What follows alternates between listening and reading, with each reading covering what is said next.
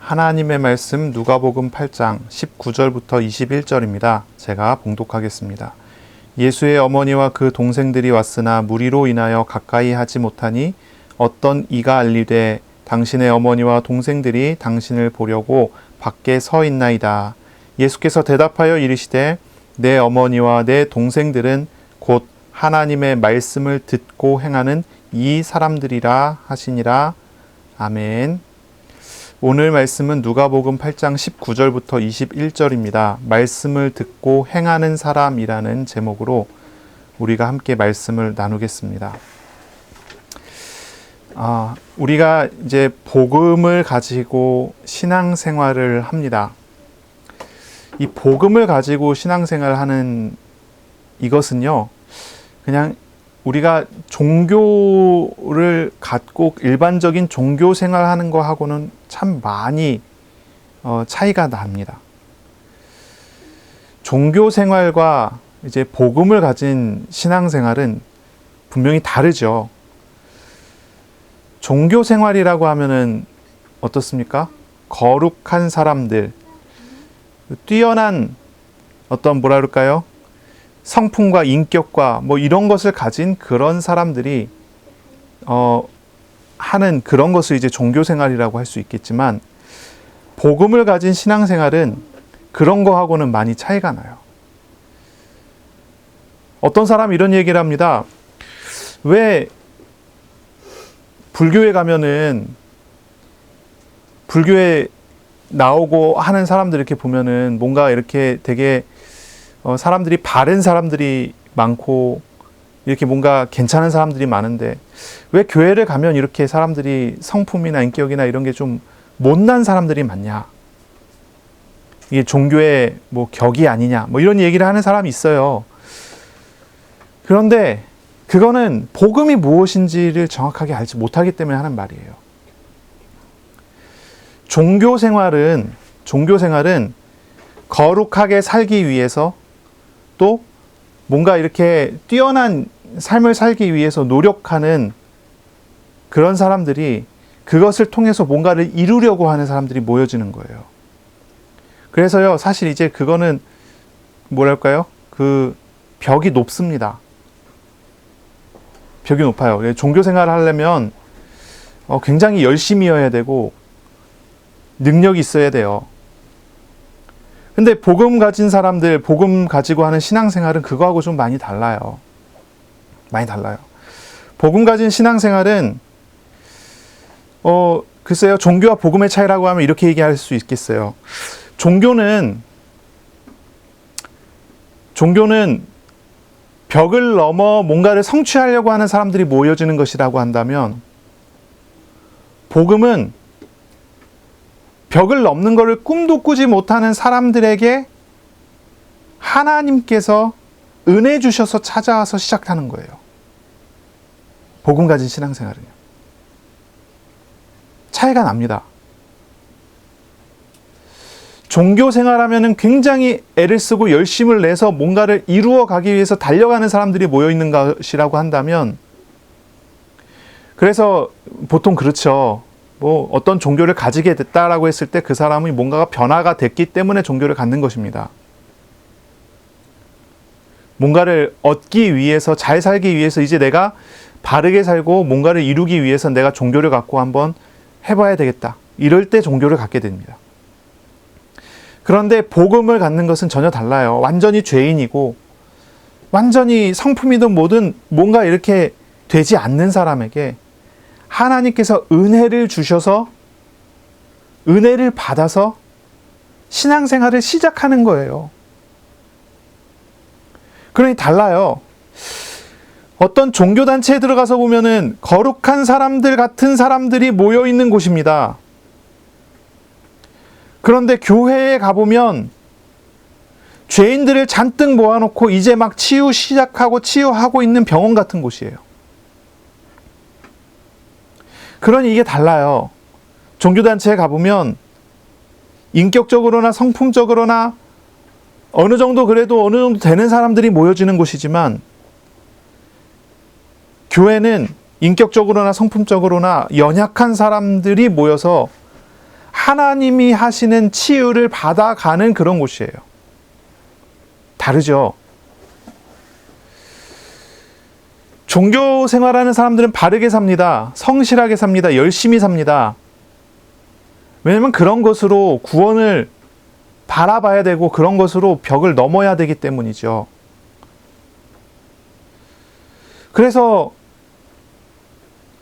어떤 종교단체 같은 경우는요, 남에게 피해를 주지 않겠다 해서 어느 정도 수준이냐면 어디 뭐 집회 같은 걸 한다 그러면은 무슨 체육관 같은 걸 빌려서 집회를 했다고 해요.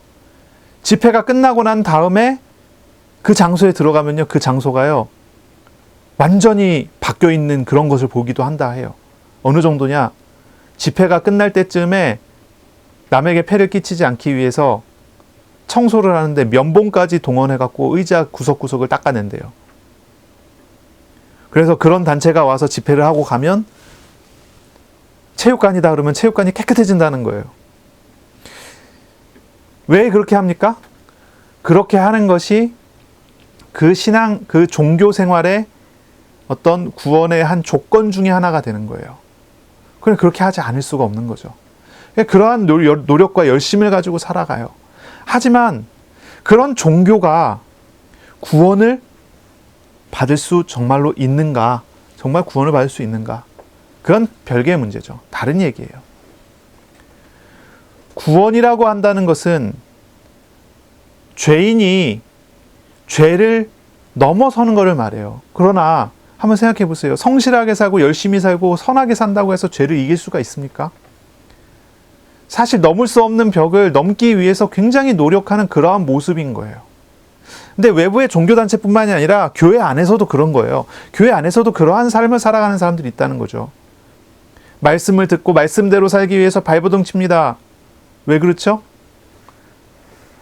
말씀대로 살아가고 말씀을 따라 살아가고 선행을 하고 10계명을 다 지키고 11조를 하고 모든 것을 다 헌신했을 때 하나님께서 나를 구원하시지 않겠나. 이런 생각 가지고 교회 안에서 신앙생활 하는 사람이 있단 말이죠. 그건 신앙생활을 말하기보다는 그냥 종교생활이라고 얘기하고 싶어요. 그런 이런 사람들에게 있어서의 기준은 무엇입니까? 율법을 지킨다라고 하는 거예요. 이게 이제 바리새주의예요. 바리새인들의 어떤 그런 삶이죠. 율법주의라고도 부르고 바리새주의라고도 부르는 어떤 그런 모습이에요. 어떤 그런 삶을 살아가는 것입니다. 그런 것으로 통해서 구원을 이루려고 하는 그런 모습. 근데 우리가 지금까지 말씀을 계속 나눠서 알지만 여러분, 율법을 잘 지켜서 행하고 열심히 지켜서 행하고 죄를 하나도 짓지 않고 선행을 많이 하면 구원받습니까? 선행을 많이 해도 선행은 그대로 남을 뿐이고 죄를 안 짓기 위해서 노력한다고 하더라도 기존에 있었던 죄가 없어지지 않잖아요. 더구나 근본적인 죄 없어지지 않습니다. 그것으로는 사실 구원을 받을 수가 없어요. 우리 예수님께서 그렇게 열심히 종교 생활하는 바리새인들을 보고 말씀하셨어요. 그게 산상수훈이죠. 마태복음 5장부터 7장까지. 뭐라고 말씀하셨습니까? 이렇게 말씀하셨어요. 심령이 가난한 자는 복이 있나니 천국에 저일 것이며. 이러면서 이제 팔복을 이야기하시고 또 어떤 얘기 하십니까? 율법을 재해석해 주시죠. 율법 재해석. 살인하지 말라 하는 말씀을 들었는데 형제를 두고 바보 취급하는 사람은 이미 살인한 것이요.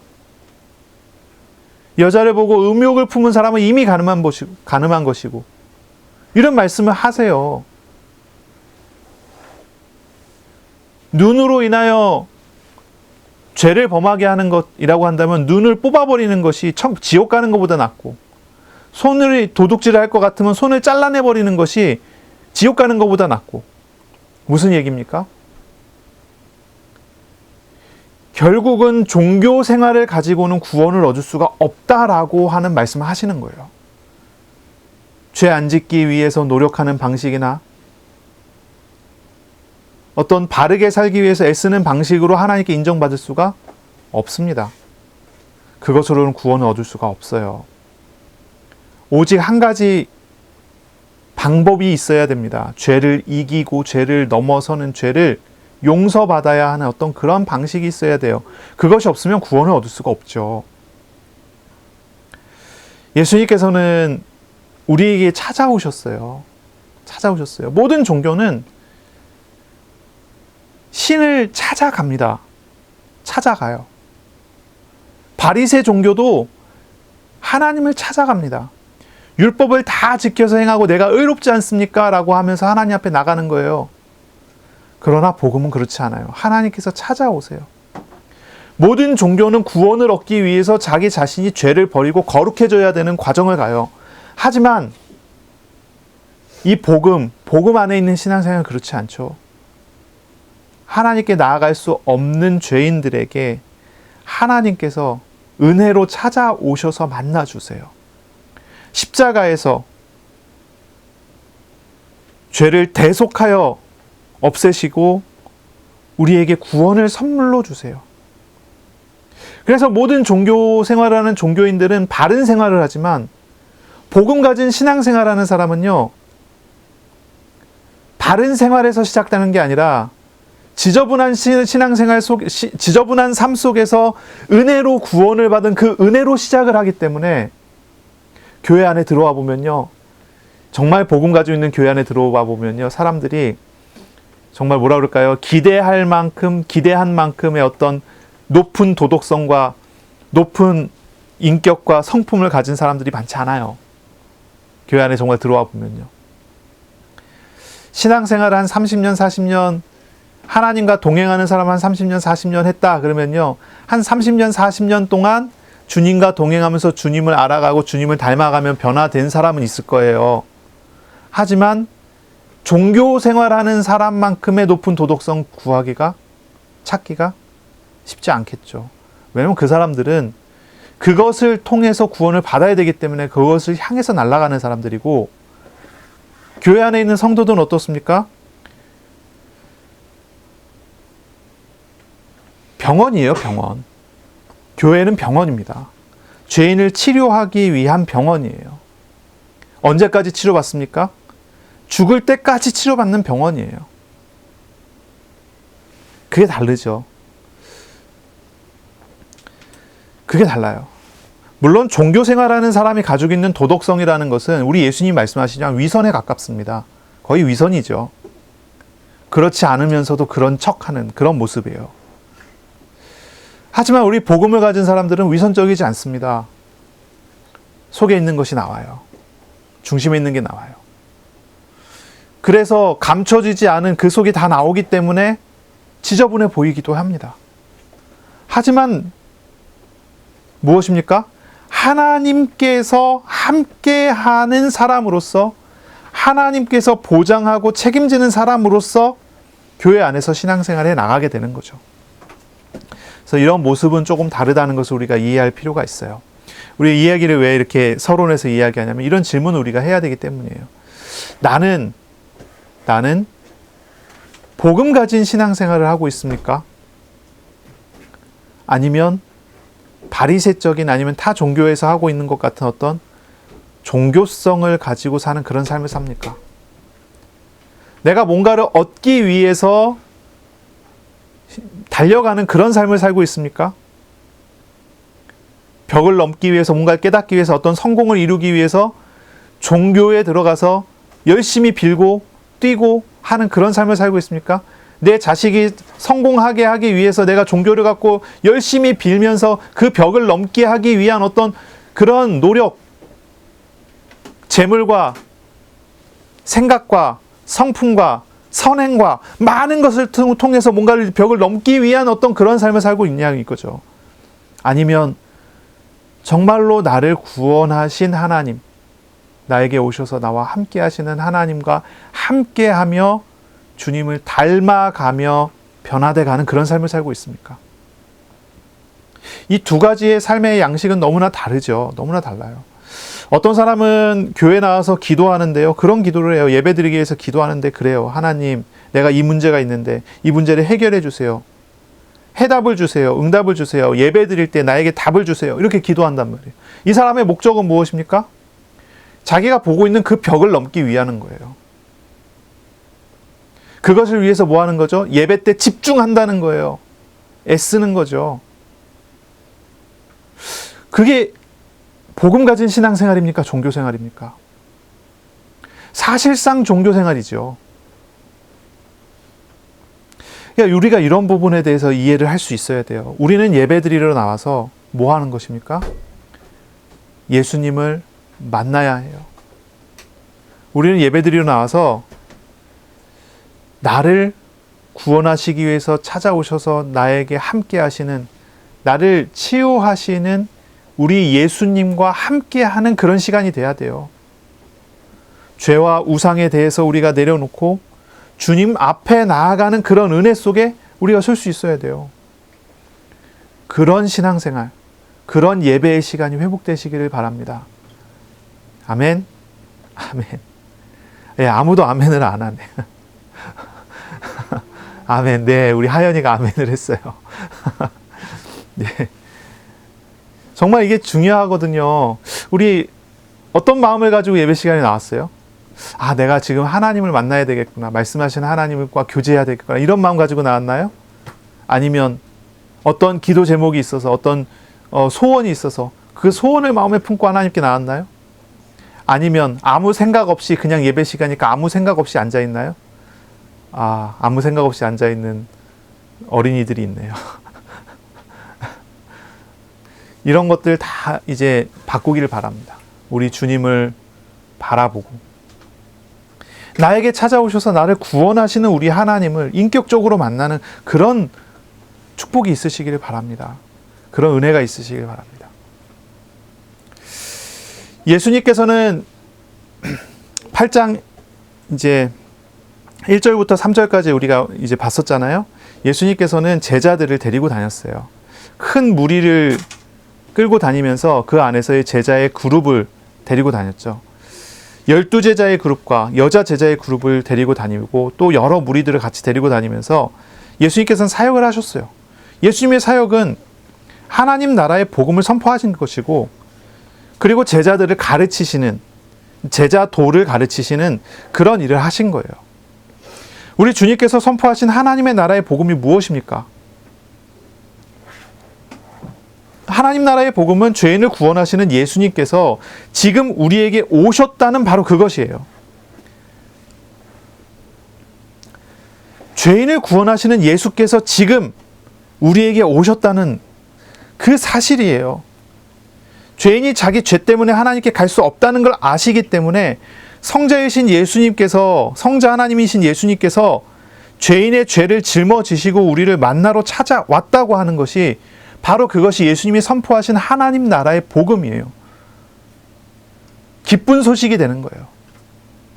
예수님께서 가는 곳마다 외치셨어요. 회개하라, 천국이 왔다.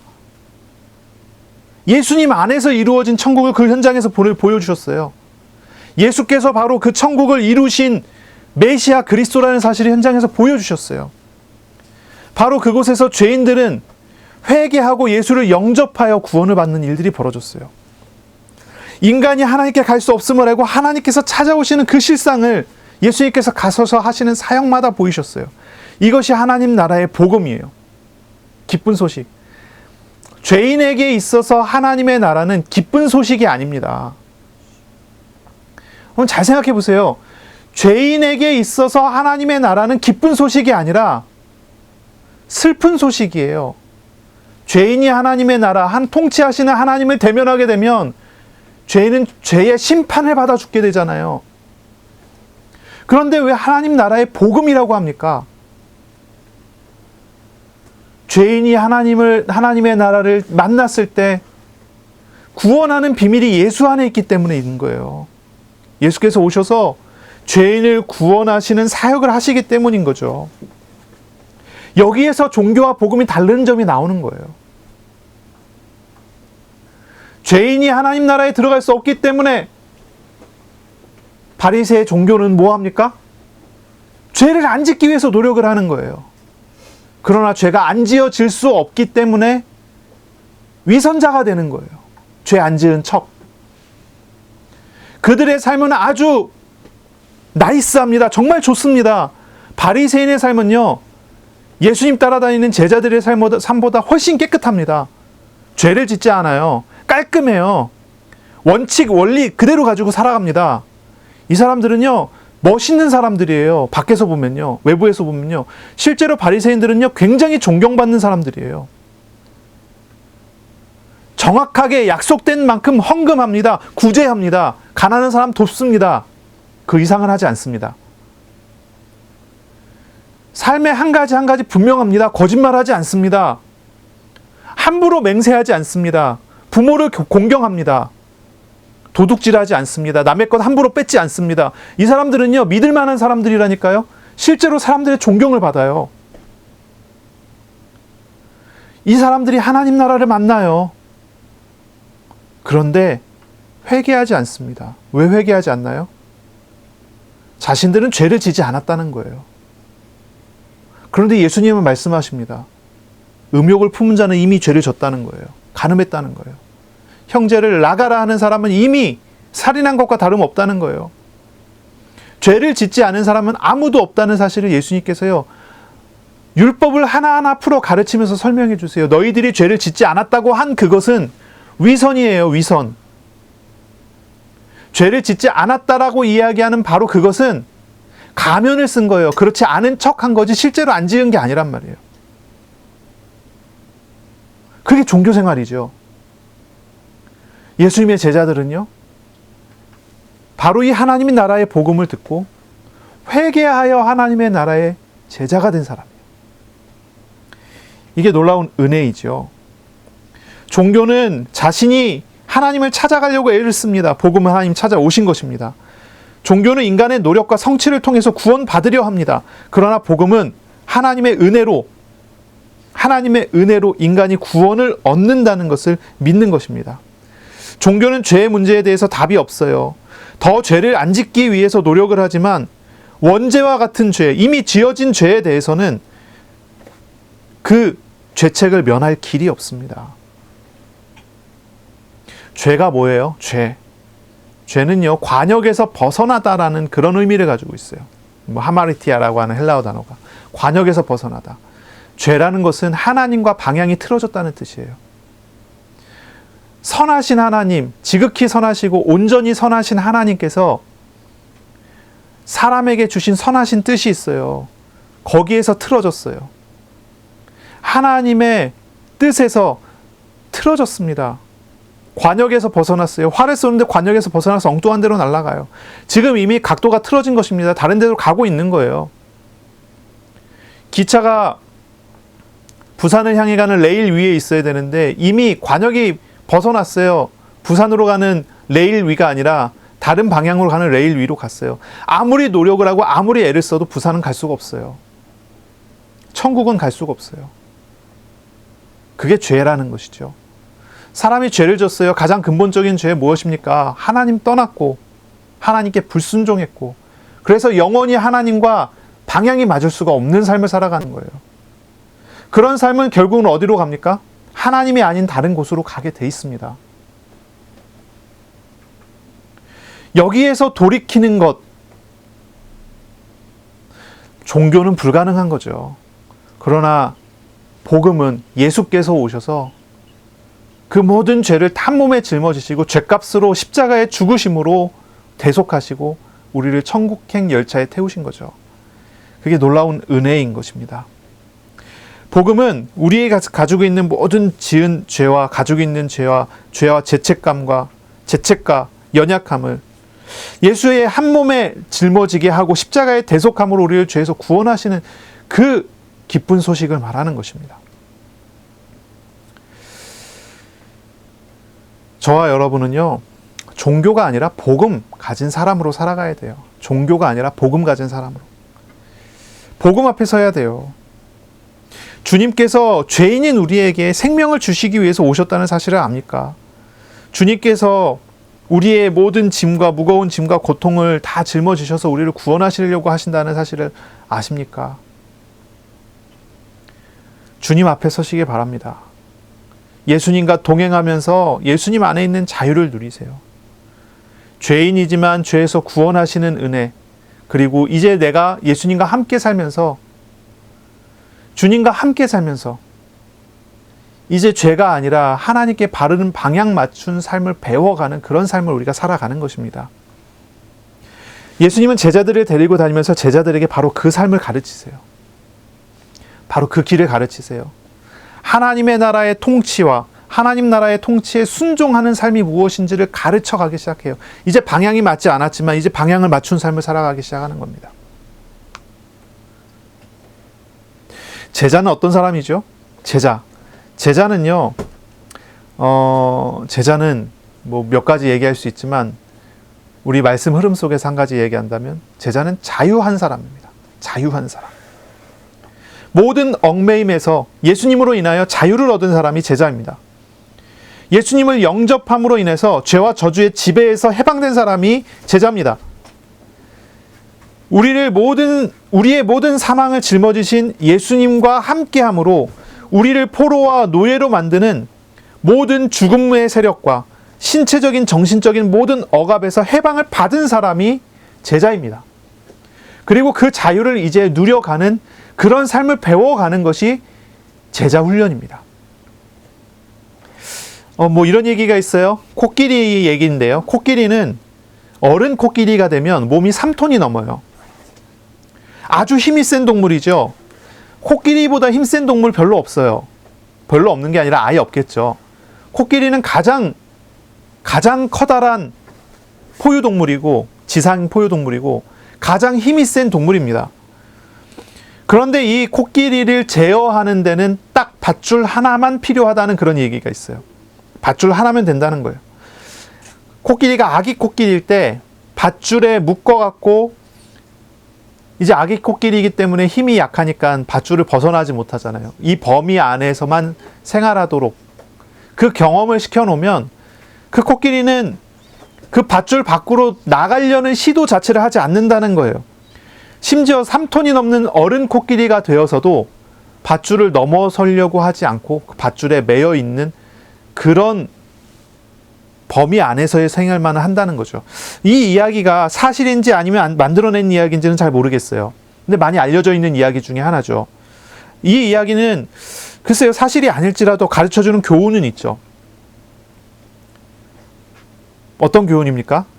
우리가 우리 자신이 실제로는 그리스도의 자유를 얻은 사람이면서 과거의 생각과 과거의 사고방식과 과거의 육신의 얽매임과 묶임에 대한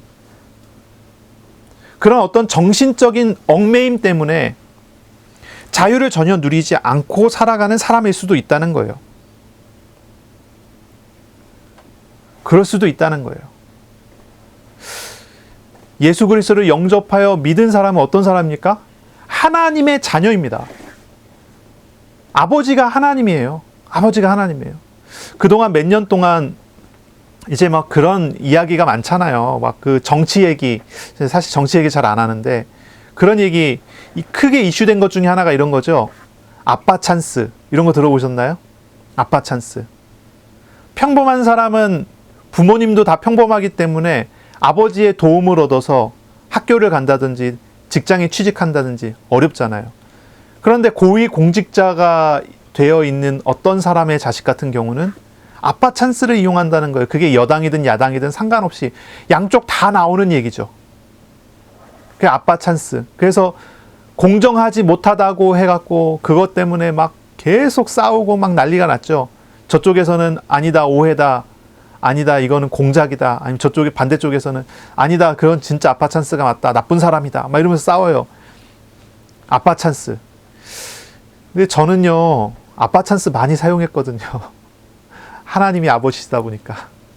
하나님의 도움을 얻어갖고, 하나님의 인도하심을 얻어갖고.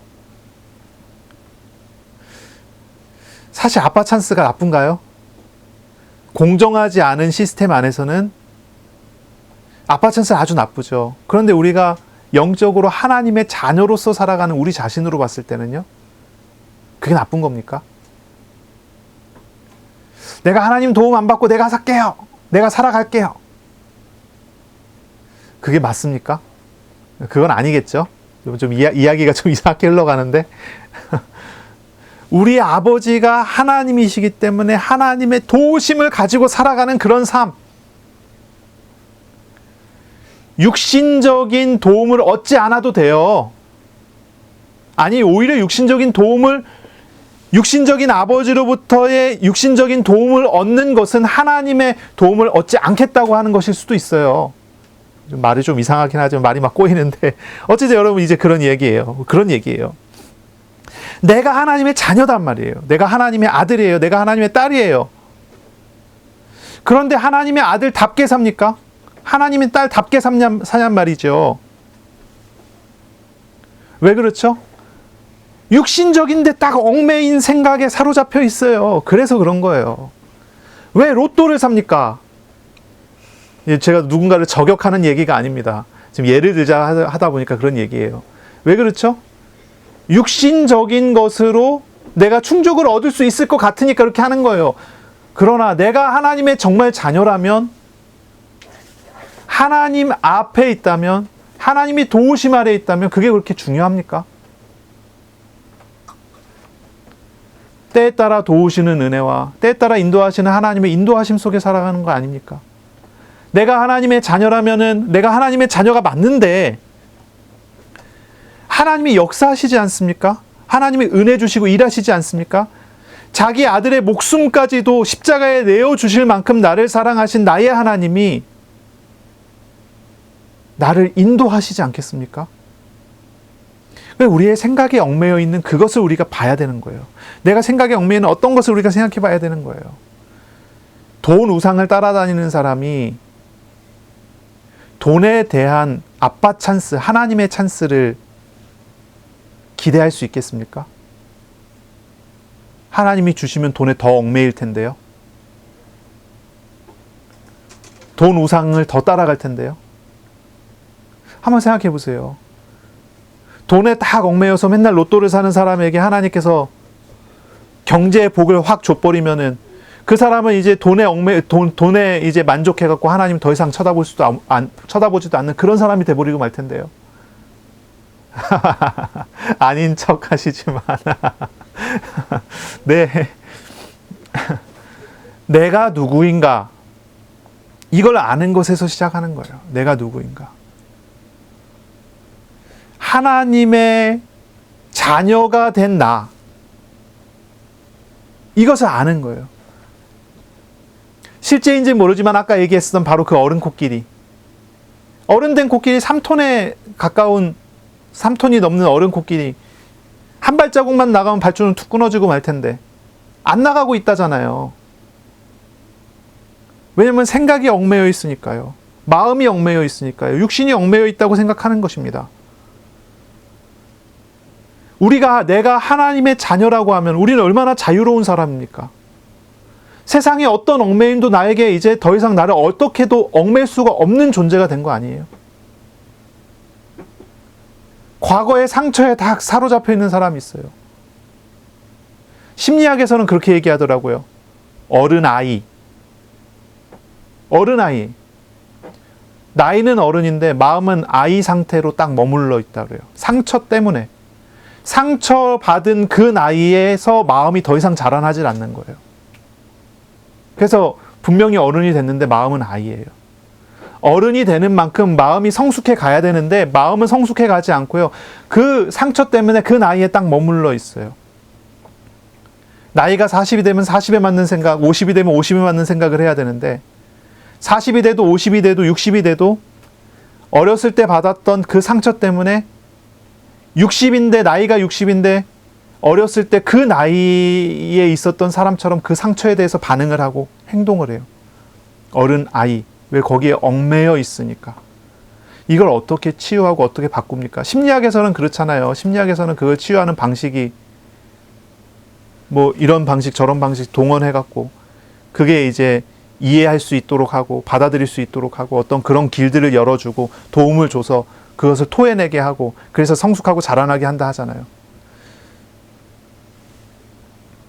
우리 주님의 방식은 어떻습니까? 그거 다 함께 짊어지시고 함께 아파하시고 함께 오시고 우리와 함께 하시면서 우리에게 가르쳐 주시는 거예요. 너는 이제 자유다.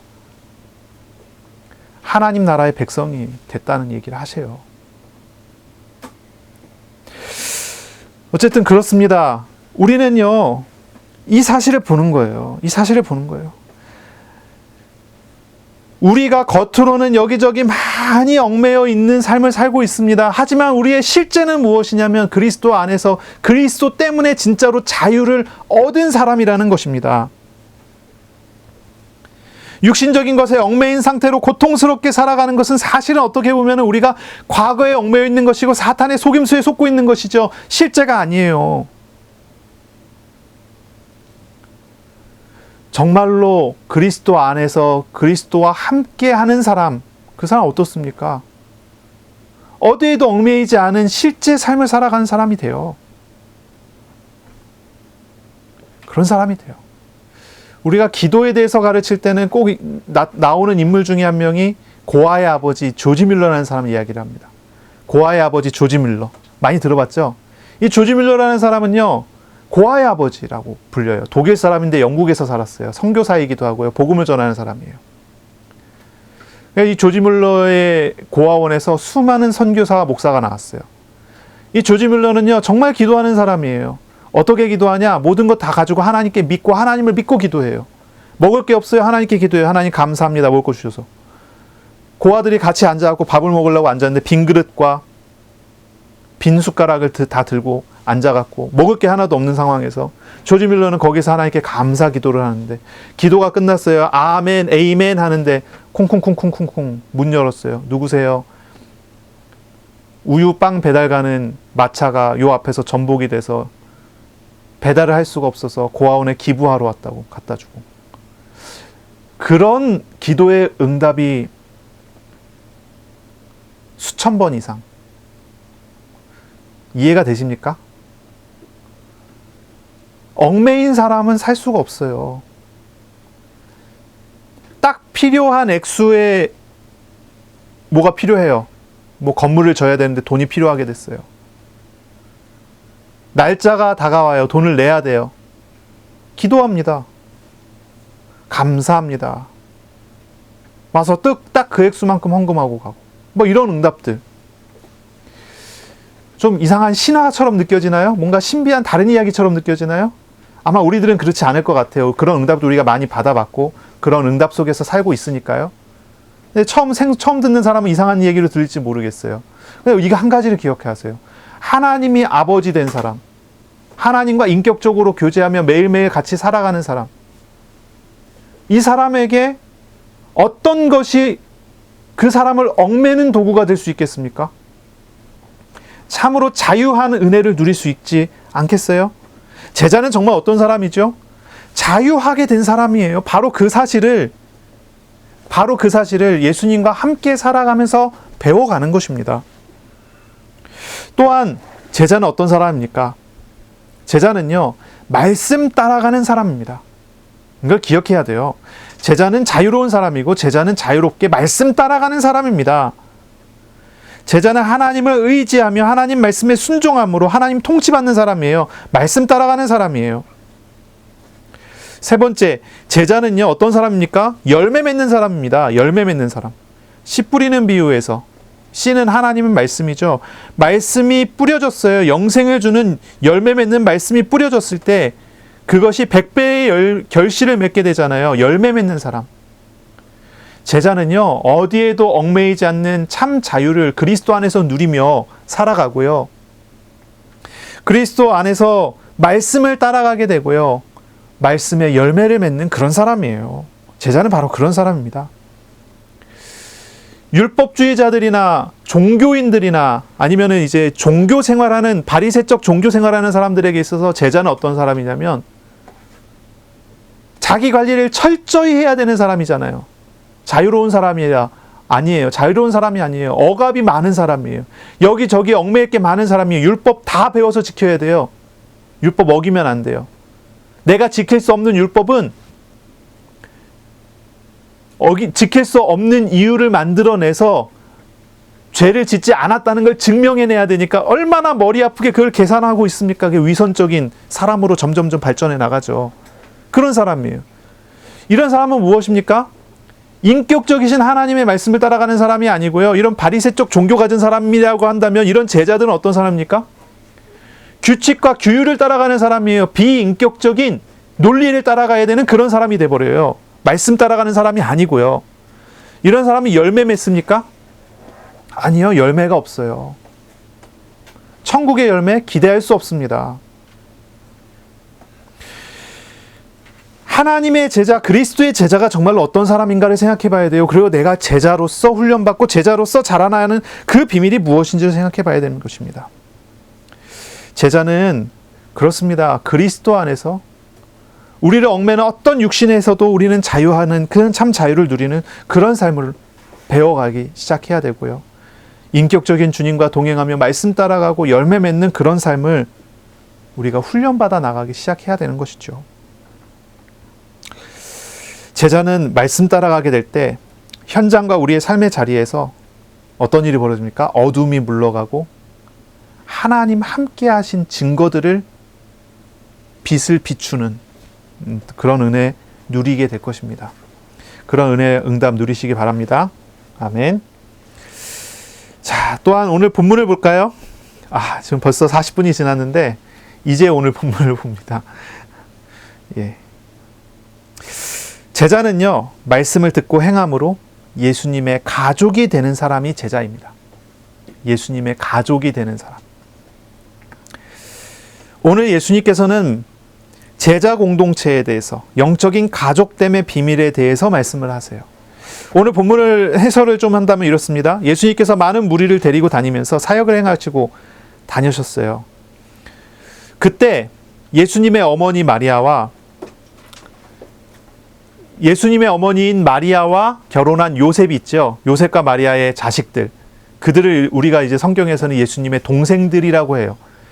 예수님의 실제 동생들 아니죠. 예수님의 실제 동생들은 아니겠죠. 예수님이 성령으로 나셨으니까. 하지만 마리아의 태를 빌렸기 때문에 마리아가 낳은 이제 동생들이 되겠죠. 그 동생들이 예수님께로 왔어요. 예수님께서 많은 무리를 데리고 다니실 때 뒤늦게 한번 이제 그 동생들을 데리고 마리아가 예수님께 온 것입니다. 하지만 많은 사람들로 인해서 가까이 가지 못하고 있었던 그런 상황이에요.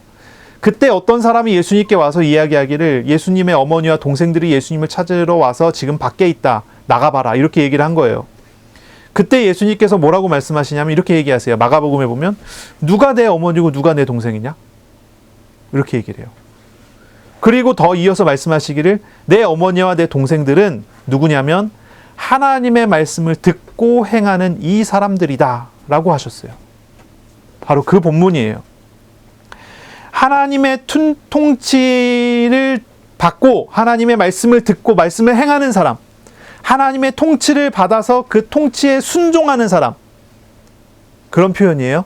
말씀을 듣고 행한다는 것은 조금 바꿔서 얘기하면 하나님의 통치에 순종하는 사람, 그 사람이 예수님의 가족이다. 이렇게 말씀하신 거예요. 사실 이렇게 한번 생각해 보세요. 마리아는 말씀을 듣고 지키고 순종하여 행한 사람의 대표적인 사람이 마리아잖아요. 그렇죠? 누가복음 처음부터 읽어보세요. 마리아가 얼마나 하나님께 순종을 잘했는데요. 얼마나 복받은 사람인데요. 그런 사람이에요. 큰 믿음으로 예수님을 잉태하고 낳았던 인물이 마리아예요. 하지만 마가복음 3장과 오늘 본문에 나오는 마리아는요, 육신적인 생각에 얽매여서 자기 소견에 따라 예수님의 사역을 막으려고 찾아온 그런 상황이에요.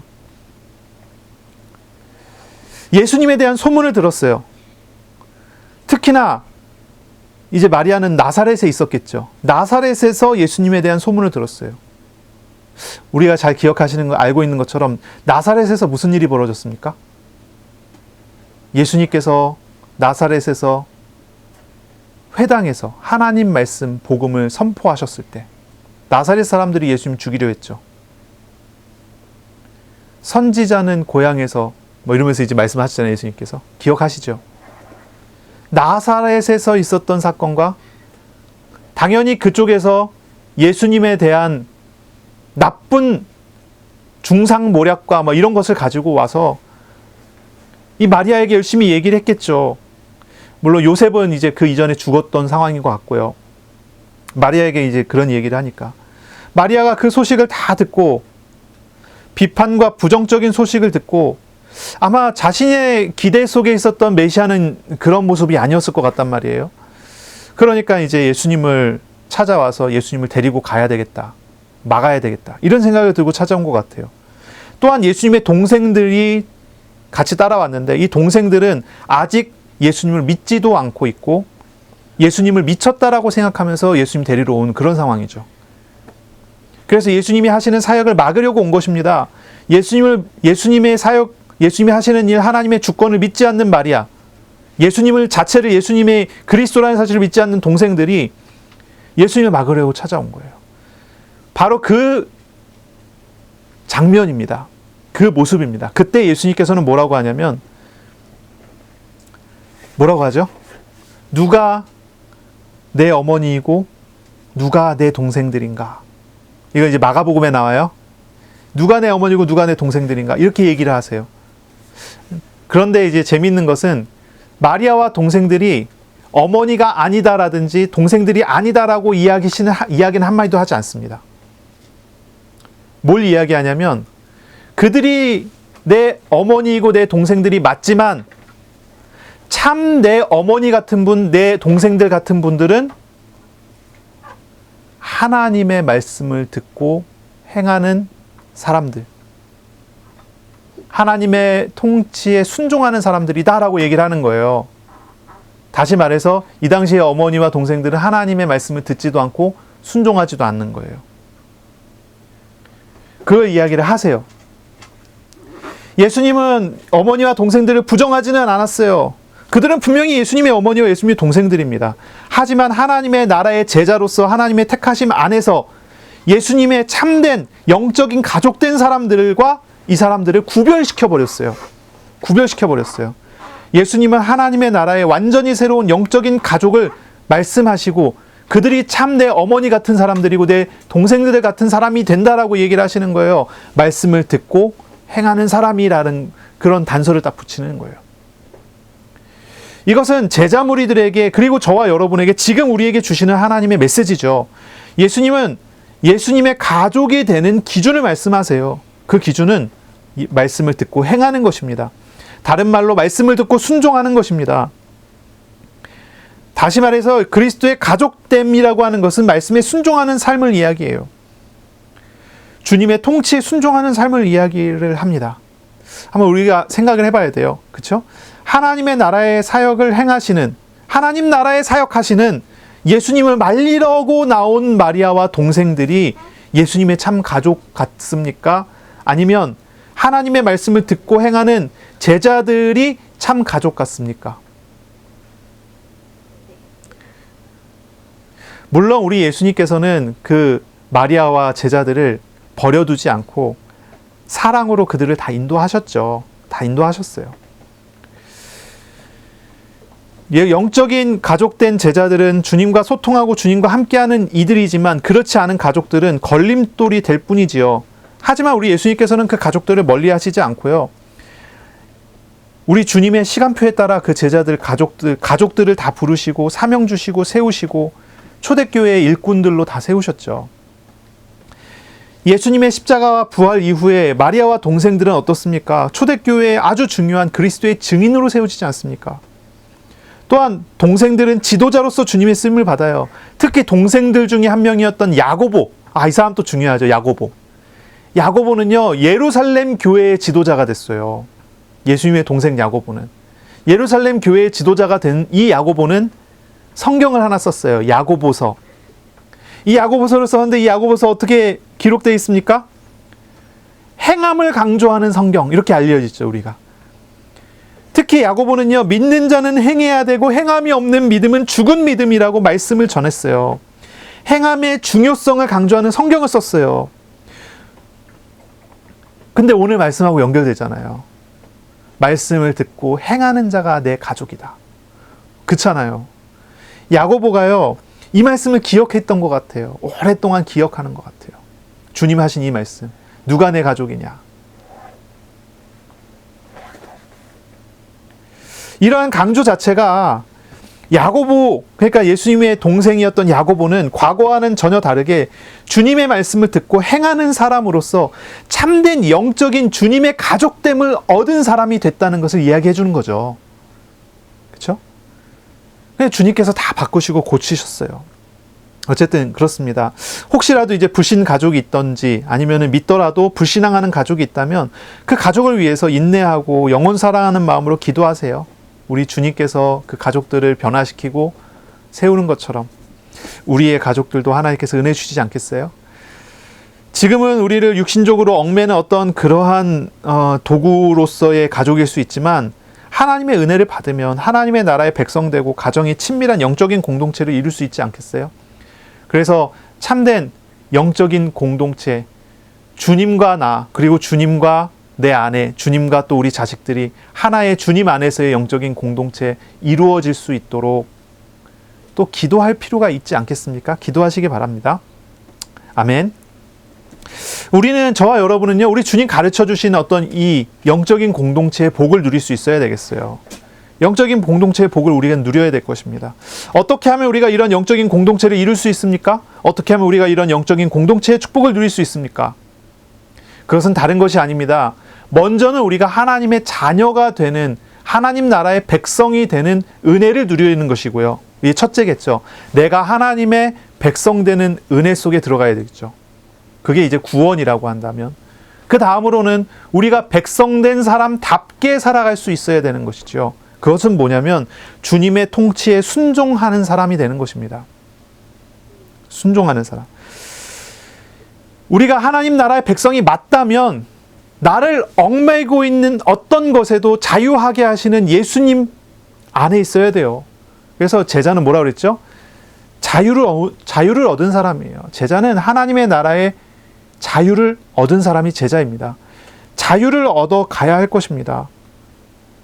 그리고 그 자유로움 안에서 말씀을 묵상하고 순종하는 삶을 살아가는 것입니다. 그것이 내가 예수님의 가족됨을 얻어가고 누리는 그런 방식이죠. 그런 내용이죠. 여기에서 정말 핵심은 무엇이냐면 말씀하시는 하나님과 인격적인 교제를 하는 것입니다. 말씀하시는 하나님과 인격적인 교제를 하는 거예요.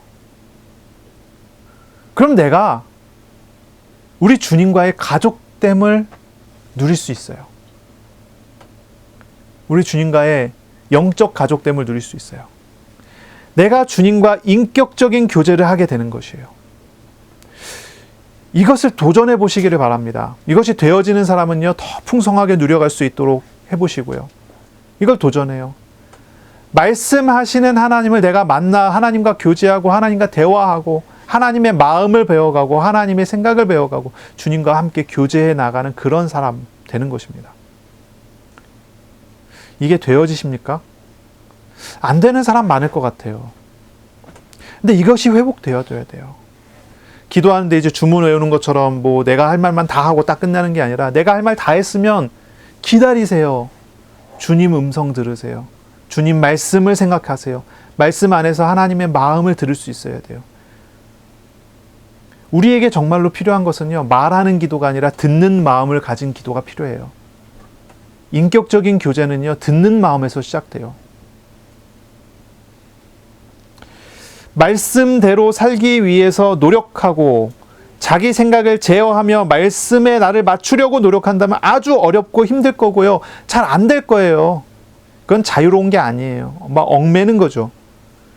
늘 거짓말하던 사람에게 거짓말하지 말라고 하면 그 사람은 거짓말을 하지 않기 위해서 온갖 노력을 다해도 습관적으로 거짓말하기 때문에 그 습관을 바꿀 수 없기 때문에 잘 안 될 겁니다. 안 될 거란 말이에요.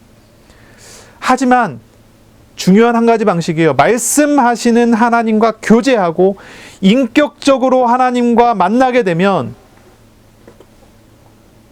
너무나 당연하고 너무나 자연스럽게 주님의 하나님의 은혜로 인하여 우리의 마음이 주님의 마음, 주님의 생각을 얻어가고 닮아간단 말이에요. 이런 사람에게 거짓말 안 하는 건 쉬워져요.